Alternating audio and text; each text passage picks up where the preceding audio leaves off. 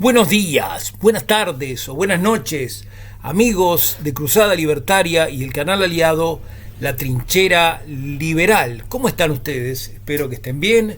Nosotros ya retornamos de nuestras vacaciones, estamos ya instalados aquí en Montevideo, en nuestra casa, y vamos entonces a hablar hoy del 8M, acontecimiento que se celebró el día sábado, o sea, el día de ayer, en todo el mundo, el Día Internacional de la Mujer. El Día Internacional de la Mujer fue instituido, como ustedes saben, en el año 1975 por la ONU, y en este caso sería bueno leerles lo que decía una señora Amalia Mariana Gamero con respecto a la antología de feminismo en esa época. Nos tienen sin cuidado vuestras leyes, caballeros. Nosotros situamos la libertad y la dignidad de la mujer por encima de todas esas consideraciones.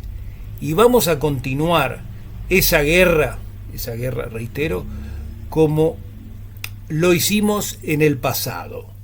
Pero no seremos responsables de la propiedad que sacrifiquemos o el perjuicio de la propiedad, para la propiedad, que sea ese resultado. De todo ello será culpable el gobierno, que a pesar de que admita nuestras peticiones como justas, se niega a satisfacerlas. Esto fue dicho en el año 1975, en el cual se instauró el 8 de marzo como el Día Internacional de la Mujer.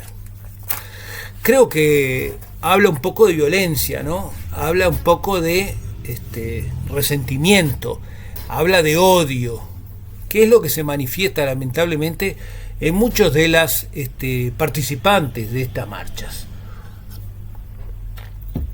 Vean ustedes las fotos como simple muestra que estamos acompañando en este video de lo que se celebró en distintos países del mundo, ¿no? En España, Colombia, Estados Unidos, Argentina y Uruguay, donde realmente estos actos fueron, como ustedes ven, no tanto de recordación ni tanto de esperanza, sino más bien de resentimiento y de odio, que es lo que revelan. La consigna uruguaya era muy clara, ¿no? Ante el avance fascista, lucha feminista. Bueno, vamos entonces con todos estos elementos a desarrollar este video, ¿no? Primero, el antecedente de cómo fue que se llegó al 8 de marzo como el Día de la Mujer.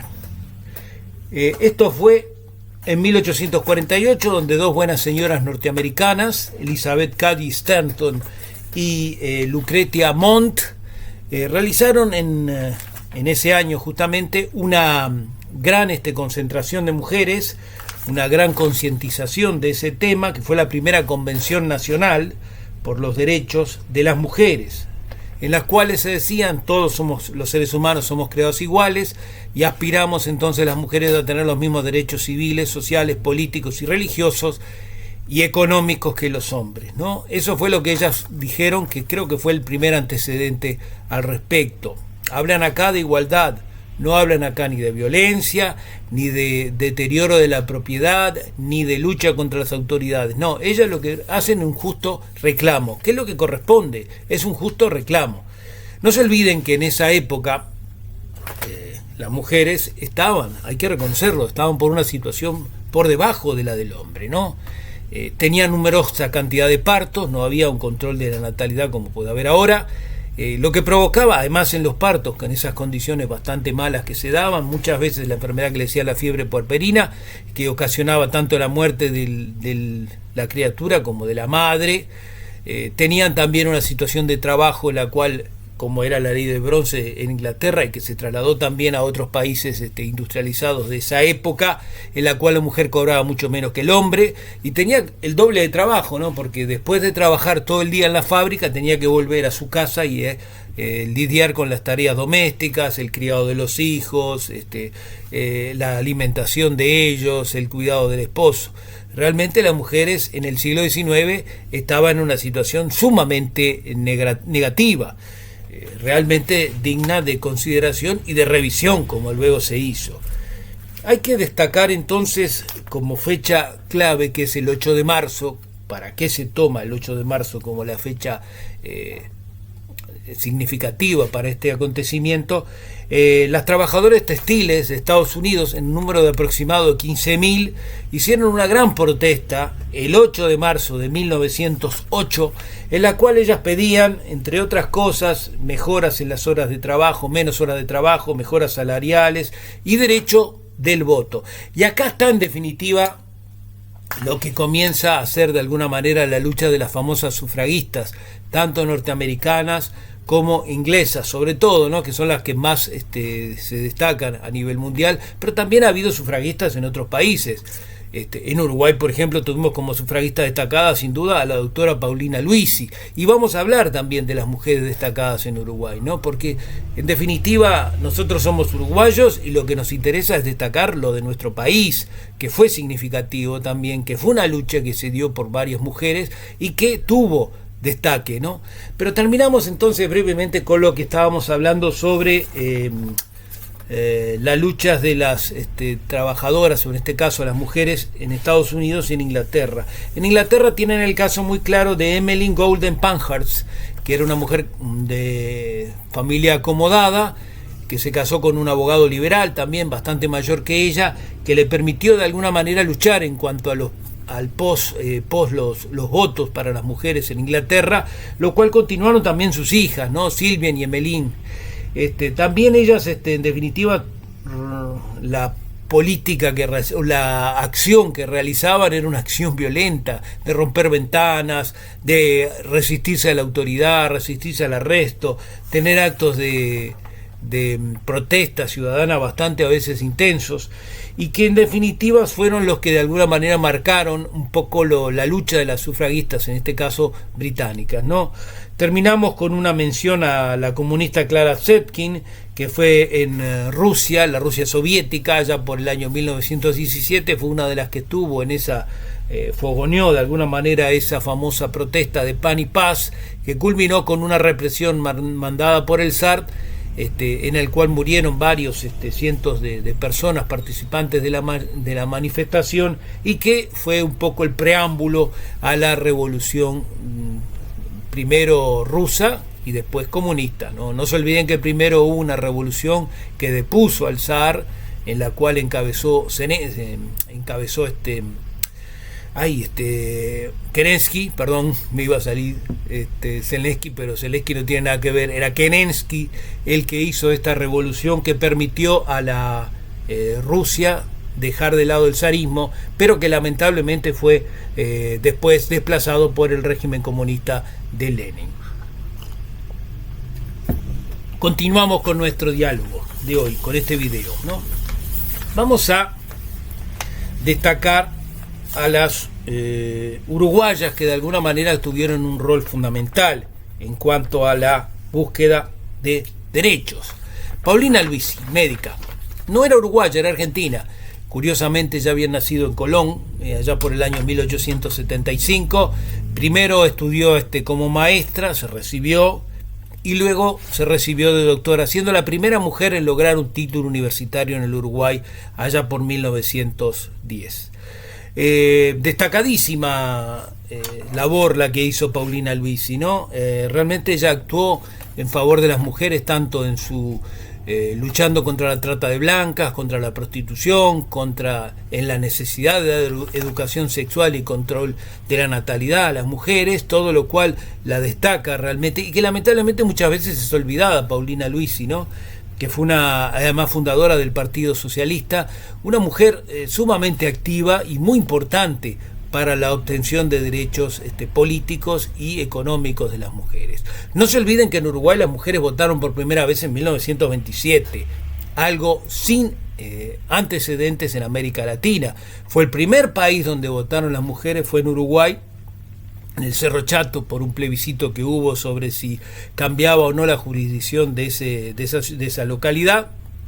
Y la primera mujer en votar, justamente, otra de las paradojas del Uruguay, ¿no?, como país de inmigración, como país pequeño, fue una inmigrante brasileña que tenía 90 años en ese momento, que fue la primera en votar ahí en Cerro Chato, en 1927. O sea, las mujeres votan en Uruguay hace 98 años. No se olviden, muchísimo tiempo, ¿no? Muchísimo tiempo como para poder decir, bueno, queremos los mismos derechos políticos de los hombres. Bueno, pero en 100 años han tenido tiempo más que suficiente para tratar de conseguirlos, ¿no?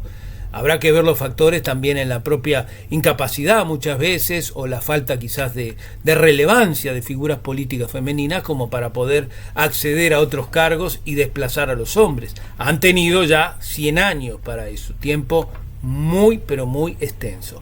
En Uruguay además, no se olviden, tenemos la Ley de Derechos Civiles de la Mujer de 1946 y teníamos ya el divorcio por la sola voluntad de la mujer allá por los primeros años del siglo XX, creo que fue 1905 o 1908, lo cual demuestra de alguna manera la posibilidad para las mujeres de acceso a la igualdad.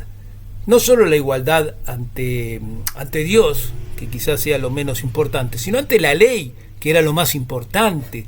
La tuvieron ya, reitero, con la sola voluntad de la mujer, el divorcio en 1908 y la posibilidad de, con la Ley de Derechos Civiles de la Mujer, dejar de lado todas aquellas tonterías que se ven en el código, aquellas rémoras del pasado, como ser el tema de la dote, la necesidad de la autorización del marido para comerciar, que los bienes de la mujer estaban en manos del hombre. No, todo eso se superó definitivamente en 1946. Si estamos hablando en 1946 de 81 años atrás, ¿no? Es un tiempo muy extenso, muy prolongado, ¿no? Realmente muy prolongado, que no deja ninguna duda que si hay una posibilidad de superación, el lapso de tiempo ha sido más que suficiente, y si no se ha dado muchas veces es culpa de otros factores no achacables quizás a la sociedad, al régimen jurídico, sino a la misma poca acción de las mismas personas o de las mismas mujeres que quisieran quizás acceder a otras expectativas, ¿no? Otras mujeres importantes, y no me puedo olvidar de Ana Monterroso de la Valleja, nuestra independencia, Melchora Cuenca, casada con el general Artigas, lancera paraguaya de activa actuación en las épocas de la independencia, que no lo acompaña Artigas en Paraguay, curiosamente se queda en Uruguay con su hijo y es objeto de persecución en muchos casos por esa relación pasada, ¿no?, con el líder, el fundador de la nacionalidad oriental, como es sin duda José Artigas. Después tenemos a Ana Monterroso, que es una mujer que está olvidada también en la historia, que fue esposa del libertador brigadier general Juan Antonio Lavalleja. Muy importante, ella fue muy importante, lo apoyó cuando él estuvo preso en la isla das Cobras, cautivo en la isla das Cobras por el régimen imperial portugués y luego el brasileño, que lo liberó, pero ella lo apoyó permanentemente, consiguió también los medios para su subsistencia, porque si no realmente Lavalleja no hubiera podido sobrevivir. Lo ayudó mucho. Hay una anécdota muy curiosa y muy reveladora de lo que era ella, ¿no? En la época de la Guerra Grande, cuando por un lado estaba el general Rivera del lado de las tropas de la defensa y por el otro lado estaba el general Lavalleja, que era afín a Manuel Oribe en las tropas del Cerrito, o sea, los sitiadores. Se manda una carta para buscar una forma de solución al conflicto que ya se venía prolongando. Estamos hablando ya de cerca del año 1850, terminó en 1851, ¿no? Unos pocos años antes, y no tenían manera de mandar con ningún correo esa información para que pudiera ser, porque en esa época obviamente era todo por una carta escrita que tenía que ser entregada, ¿no?, en propia mano. Bueno, se le dice entonces, la Rivera pregunta: ¿quién va a mandar esa carta a Lavalleja para que se pueda solucionar este tema? Y le dicen: no, vamos a mandar a Ana Monterroso. Bueno, entonces Rivera en ese momento dice: bueno, entonces estamos del otro lado, por suerte, todo va a salir bien, porque no tengo ninguna duda que mi comadre eran padrinos cruzados, tanto de los hijos de uno como de otro, de Rivera y de Lavalleja, los dos próceres de la libertad uruguaya. Y bueno, y él dice entonces: bueno, seguramente entonces vamos a tener una misión absolutamente exitosa con Ana Monterroso encargada de esa tarea.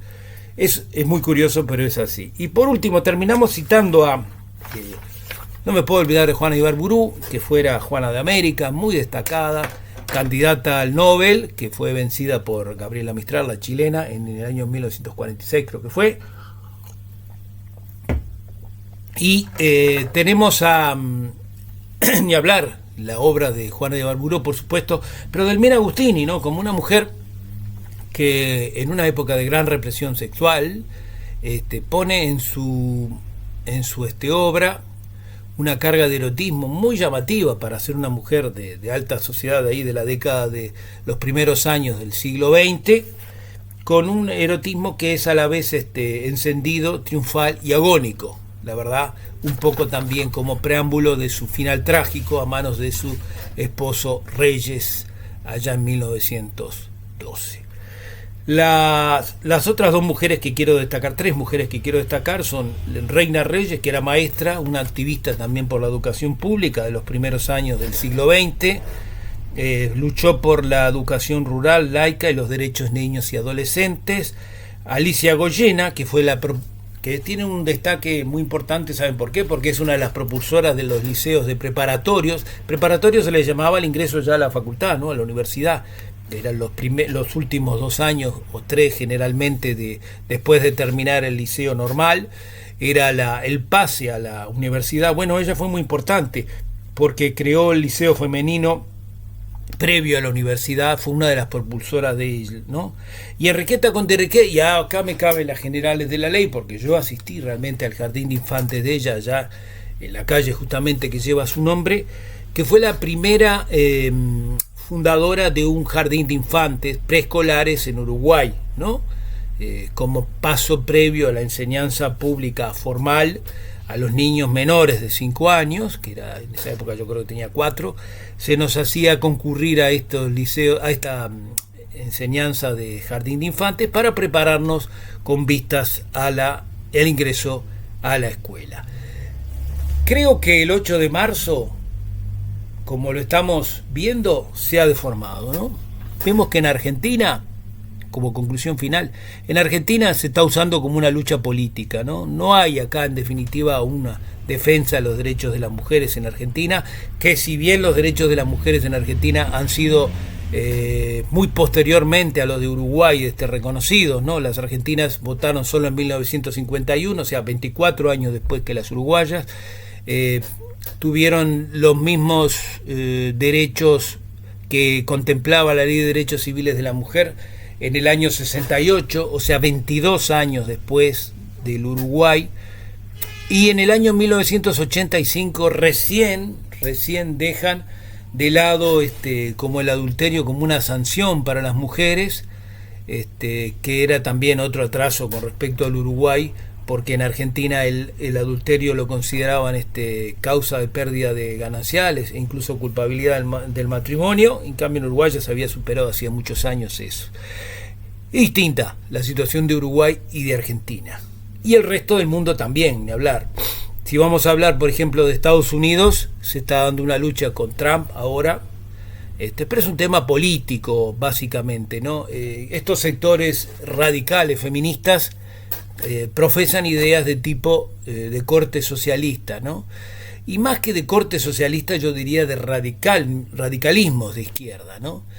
Y entonces, claro, cuando la situación, como en este caso, de sus supuestos derechos, se convierten en abusos, porque no tienen otra explicación, en muchos casos son abusos lo que ellos hacen, y el gobierno, como en este caso, cambia de signo, como cambió con Trump en Estados Unidos, como cambió con Milei en Argentina, como cambió con Milei en Italia, ¿no? Los cuales se les dice, miren, hasta acá llegamos, no pueden tener tantos derechos más que los que tenían antes, tienen que conformarse con los mismos derechos que todos tenemos, una igualdad total ante la ley, no una predominancia o un privilegio ante la ley, ¿no? Y bueno, ahí reaccionan, y es lo que está sucediendo y que vemos en estas imágenes que acompañan este video. Por tanto, nosotros que además en Uruguay no tenemos vergüenza de decirlos, cuando fuimos precandidatos por el Partido Libertario asumimos la responsabilidad y lo dijimos, hay que modificar la ley de violencia basada en género, porque genera una total injusticia en contra del hombre, permite una un verdadero atropello desde el punto de vista jurídico, porque no se consideran las pruebas del hombre como es correcto, se realizan medidas que son cautelares, pero que en definitiva lo que son ya una previa sentencia, como una previa sentencia, un prejuzgamiento por parte de los jueces al respecto, y que en definitiva deja de lado la ley de violencia doméstica, la 17.714, y pasa a un régimen de una ley absolutamente flechada en favor de las mujeres y en contra de los hombres, lo cual viola completamente lo que se dice en la Constitución, que todos somos iguales ante la ley. Por lo tanto, las leyes no pueden establecer diferencias al respecto. Creo que este video ha sido de alguna manera revelador de algunas cosas, como que en Uruguay tenemos otras mujeres que son también destacables y que son olvidadas lamentablemente, porque esta marcha que se hace ahora es solamente una marcha de izquierdas, no es una marcha que tenga en cuenta la lucha de las mujeres a lo largo de los años, no toma en cuenta el hecho de que las mujeres acá en Uruguay no tienen un problema de desigualdad, no existe la desigualdad como ellas la plantean, la desigualdad ha quedado absolutamente en el pasado, y que en definitiva nuestra situación política hace que se busque beneficios a través de estos sectores privilegiados por la cultura woke, la cultura de la desigualdad que se creó a través de la LGBT, el tema de los géneros, no entender que los géneros son solo dos y no más, pero bueno, todo eso en definitiva marca un cóctel explosivo que lamentablemente no tiene por ahora solución. Amigas, amigos, espero que este video haya sido de agrado de ustedes. Por supuesto, no se olviden de suscribirse, no se olviden de compartir, no se olviden de comentar, que yo los leo y en la medida de lo posible siempre los contesto. Muchas veces contesto más, por supuesto, los comentarios que son negativos, porque claro, tenemos todos derecho a debatir y somos liberales. Entonces, como somos liberales, estamos abiertos a la discusión y a la discusión de ideas, ¿no? Por eso les agradezco siempre, como siempre, la atención dispensada, y nos estaremos viendo en una nueva oportunidad.